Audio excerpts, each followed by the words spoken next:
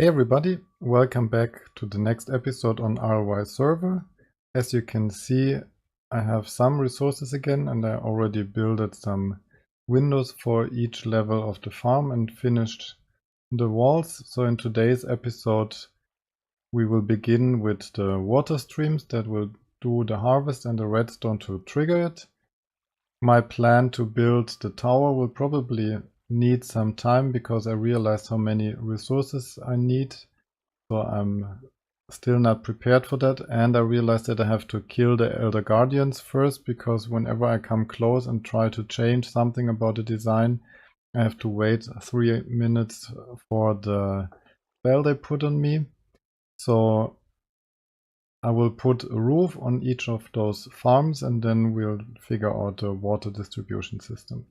So if you wonder what that crazy construction here is meant to do, the idea is to only use one dispenser to supply both sides. So I need a water stream that ends up on top of here, is by that one divided into 2 and then by those into the 4 that I need, which usually works fine. So maybe I use full blocks. We go up 1.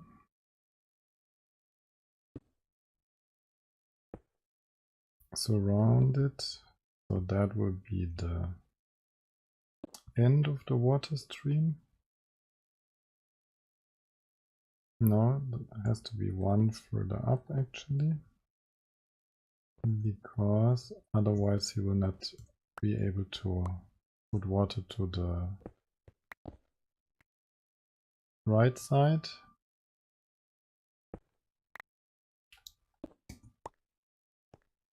So let's try again. 2 up, around it so we have a hole.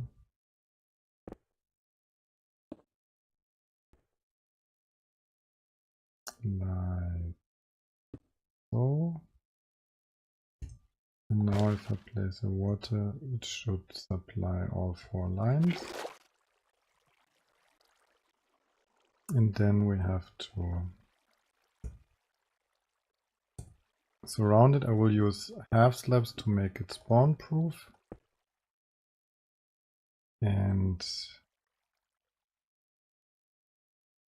only the walkway, of course, has to be different. Then here's the other hole that we have to surround.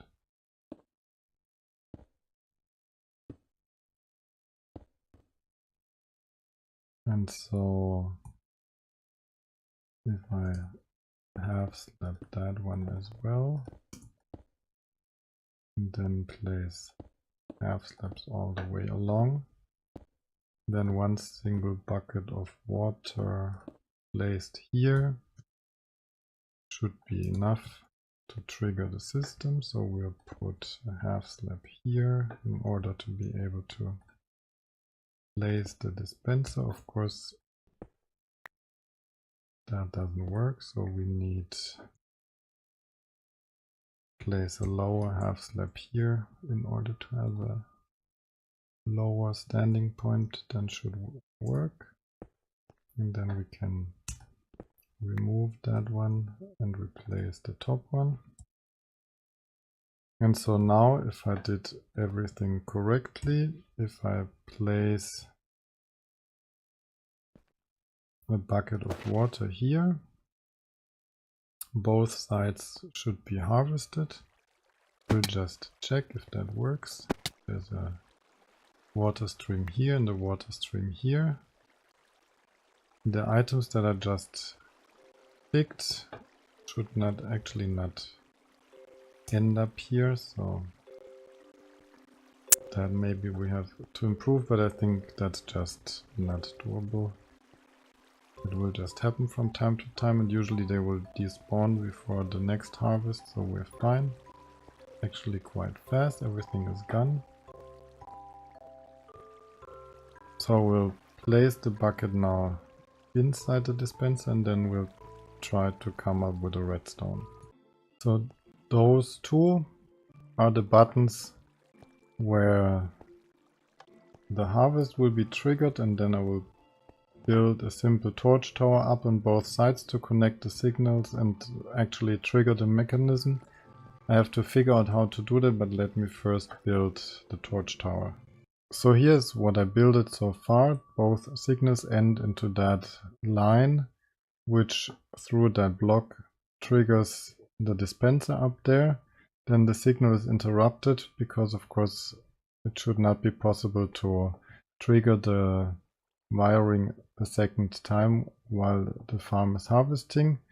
What is missing is a delay of probably like 2 minutes to make sure that the water stream really transports all nether warts into the hopper, that then will trigger when it's done for a second time and reset the piston so I can harvest again. Of course I have to plant first, but that's the idea for the wiring.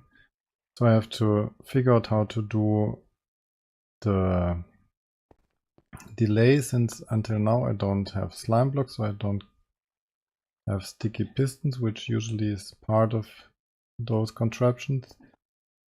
I'll try some things and then we see what we can do.